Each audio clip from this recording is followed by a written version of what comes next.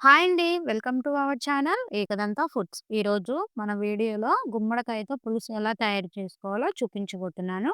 Taste మాత్రం చాలా బావుంటుందండి. ముందుగా స్టవ్ ఆన్ చేసుకొని, కళాయి పెట్టుకొని, ఆయిల్ వేసుకొని, ఆయిల్ అనేది వేడైన తర్వాత ఎండుమిర్చి, 1 టీ స్పూన్ జీలకర్ర, 1 టీ స్పూన్ ఆవాలు, సన్నగా కట్ చేసుకున్న మిర్చి, అలానే ఆనియన్స్, కొంచెం కరివేపాకు వేసుకొని మొత్తం ఒకసారి కలుపుకోవాలి. మీకు ఎలాంటి ఫుడ్ ఐటెమ్స్ గానీ, వెజ్ పికిల్స్ గానీ, నాన్ వెజ్ పికిల్స్ గానీ ఏది కావాలనుకున్నా కింద కనిపిస్తున్న వాట్సాప్ నంబర్ ద్వారా మీరు ఆర్డర్ చేసుకోవచ్చు. ఇప్పుడు మీడియం సైజులో కట్ చేసుకున్న గుమ్మడికాయ ముక్కలను కూడా వేసుకొని మొత్తం ఒకసారి కలుపుకోవాలి.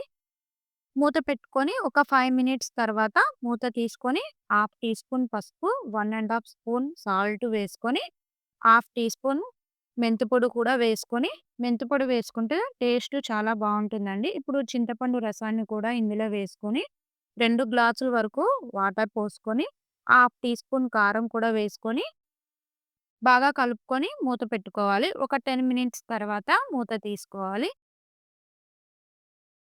ఇందులో కొంచెం బెల్లం కూడా వేసుకుంటే చాలా బావుంటుందండి. మీరు కూడా ట్రై చేయండి. Thank you for watching.